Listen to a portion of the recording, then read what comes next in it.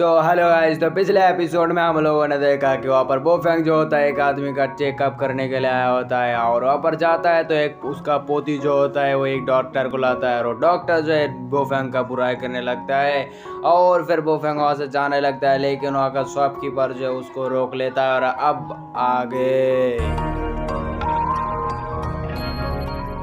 तो आज के एपिसोड की शुरुआत में दिखाया जाता है कि डॉक्टर गांव जो होता है उस पोती से कहता है कि तुम्हारे दादाजी का रिपोर्ट लेकर आओ, और पोती जाता है और उसके दादाजी का रिपोर्ट लाता है। और जब डॉक्टर गांव जब इधर उधर देखता है तो कहता है कि तुम्हारे दादाजी टपकने वाले हैं, उसको गाड़ने के लिए तैयार हो जाओ। और फिर वो कहता है कि मैं उसको बचा नहीं सकता, जिससे कि सारे के सारे बंदे जो है वो सब उदास हो जाते हैं और कहता है कि प्लीज जैसे तैसे बचा लीजिए, आप तो इतना बड़ा डॉक्टर है। और उसके पिताजी अतर कहता है कि प्लीज मेरे पिताजी को बचा लो, मैं तुम्हारे सारे के सारे विष दे दूंगा, पूरी कर दूंगा। फिर डॉक्टर गांव जो होता है वो कहता है कि कुछ ऐसे पेशेंट होते हैं जिनको बचाना हमारे भी कोई काम का नहीं है, अगर कोई भी आ जाए इसको जिंदा नहीं कर सकता। और वो कहता है कि तुम्हारे दादाजी में टपकने वाले हैं तो उसको गाड़ने के लिए सही जगह ढूंढ लो। और फिर बोफेंग कहता है कि क्या फायदा इतना पढ़ाई लिखाई करने का जब आखिर में फैमिली वाले का रुलाना ही है। और फिर ये बात सुनकर डॉक्टर गांव की सटक जाती है और उसे कहता है कि तू इतना फटक क्यों रही है बे, तेरी हिम्मत है तो बचा के देखना आकर। फिर बोफेंग जो होता है वो कहता है कि अगर बचा लिया तो तू क्या करेगा। और फिर डॉक्टर कहता है कि बे अबे क्या बोल रही है बे, कोई बड़ा बड़ा डॉक्टर भी आ जाए तभी इसको बचा नहीं सकता, तू क्या बोल रही है। अगर तू बचा लिया तो मैं बड़े रिपोर्टर के पास जाऊंगा और अपना हार कबूल करूंगा, जिससे कि मेरी बेइज्जती हो जाएंगी।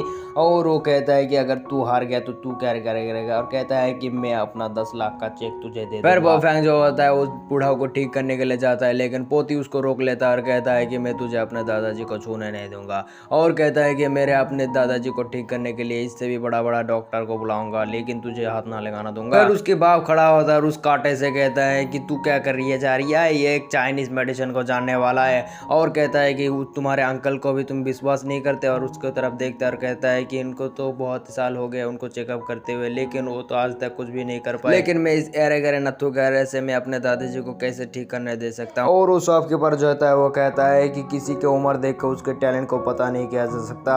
और फिर वो कहता है कि हाल ही में इसने एक एंशिएंट मेडिसिन को पूरी किया है। डॉक्टर गांव जो होता है वो कहता है कि मैंने इस टेक्निक के बारे में सुना है, लेकिन इससे तो सिर्फ दर्द कमाया जाता है, कुछ भी नहीं। और फिर वो कहता है कि मैं इसका इस्तेमाल ना करने वाला हूँ, मैं कुछ और ही इस्तेमाल और मैं एक टेक्निक को इस्तेमाल करना वाला हूँ जिसका नाम है 9 सोल डिवाइन टेक्निक। और पोती जो होता है उस बात पर सहमत नहीं होता और बोफेंग कहता है कि मैं अगर उसको चेक करके उसके बीमारी के बारे में बता दिया तो तुम क्या मेरे को इसको चेकअप करने के लिए दोगे। तो वहाँ पर बोफेंग जाता है और उस बंदे का चेकअप करता है, जिससे कि वो उसके बीमारी के बारे में बताता है। तो कहता है कि ये एकदम सही है, लेकिन पोती जो होता है वो उससे भी सहमत नहीं होता और कहता है कि मेरे अंकल ने तुम्हें सब कुछ बता दिया। फिर शॉपकीपर जो होता है वो कहता है कि मैंने उसको कुछ भी नहीं बताया, लेकिन बोफेंग जो होता है वो कहता है कि चलो ठीक है मैं तुम्हारे बारे में बताता हूँ। और फिर बोफेंग उसको चेकअप करता है और उसे कहता है कि तुम्हारे बाएं शोल्डर में एक काट लगा हुआ है और ये टेलिंग करते हुए भी लगा था, जिससे कि तुम्हें बरसात के समय बहुत ही दर्द होता है। फिर बोफेंग जो होता है उस पोती से कहता है कि क्या मैं तुम्हारे सिगरेट के बारे में बताऊं, जिससे तुम्हें सब लोगों के सामने बता दिया तो तुम्हें शर्म आएगी। जिससे पोती जो होता है वो कहता है कि चुप कर जा साले, वरना तेरी मैं मुंह तोड़ के रख दूंगा। और फिर बोफेंग जो होता है उस पोती से कहता है कि क्या मैं तुम्हारे आप दादाजी को ठीक कर सकता हूँ, लेकिन उसके पिताजी कहता है कि हाँ आप जरूर ठीक कर सकते हैं। और उसके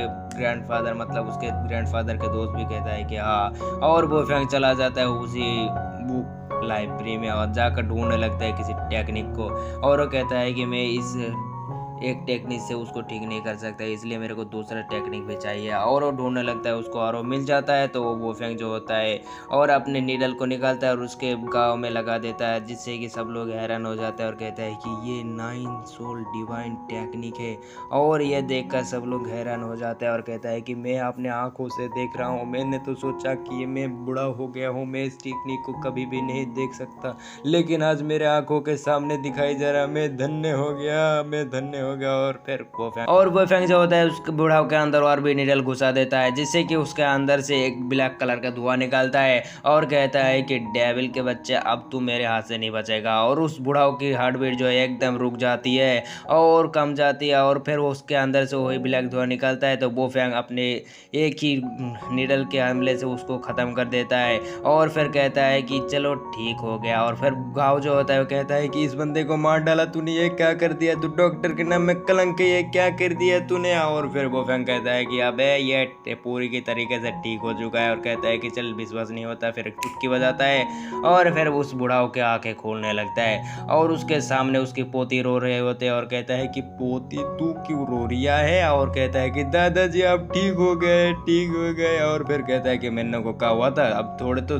सर्दी जुकामें हुए थे, इसके लिए रोने की क्या जरूरत है। और फिर उस गाँव और बाव की सब लोगों की मुंह खुला का खुला रह जाता है। गाँव जो होता है सब लोगों से कहता है कि इतना हंसी खुशी खुशी होने की कोई जरूरत नहीं है, इसको चेकअप कर लो, क्या ये ढोंगी भी हो सकता है। लेकिन वो बुढ़ाऊ जो होता है वो कहता है कि तुम मार खाएगा क्या, आप उनका सिर्फ एक सर्दी जुकाम हुआ है और तू इसके लिए बॉडी चेकअप करने के लिए बोल रहा है। और उसके पोते कहते हैं कि पोते दादाजी आप कर लीजिए, मेरे को खुशी हो गया। और कहता है कि चल ठीक है। फिर बॉडी का चेकअप करता है और उसकी रिपोर्ट लाकर गाँव को देता है और कहता है कि ये कहाँ है, ये तो एकदम सही है और ये तो बिल्कुल ठक हो चुका है। और बुढ़ाऊ कहता है कि क्या बोल रहा है बे, तू मार खाएगा मुझसे के। फिर शॉपकीपर जो होता है वो कहता है कि मेरे को विश्वास नहीं था कि आप उसको ठीक कर लेंगे, 9 सोल डिवाइन टेक्निक्स। और ये सुनकर बुढ़ाऊ की आंखें खोल जाती है, मतलब कान खोल जाते हैं, और कहता है कि 9 सोल डिवाइन टेक्निक। और कहता है कि मेरे को और भी दिखाओ, मेरे को दिखाओ दिखाओ। और कहता है कि ये कोई दिखाने वाला चीज नहीं है। वो फेंग कहता है कि ये कोई दिखाने वाला चीज नहीं है और सेहतमंद बंदों के लिए इसके ऊपर इस्तेमाल किया नहीं जाता।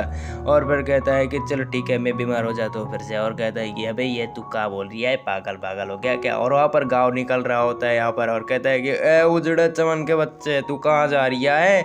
और फिर कहता है कि मैं इधर ही जा रहा था। और कहता है कि प्रॉमिस का क्या हुआ। फिर कहता है कि चलो ठीक है मैं खुद ही जाऊंगा और अकेले ही उस प्रेस मीट में जा दूंगा। और कहता है कि बुढ़ाओ कहता है कि अभी तो यहाँ से जाओ वरना तेरी तो मैं।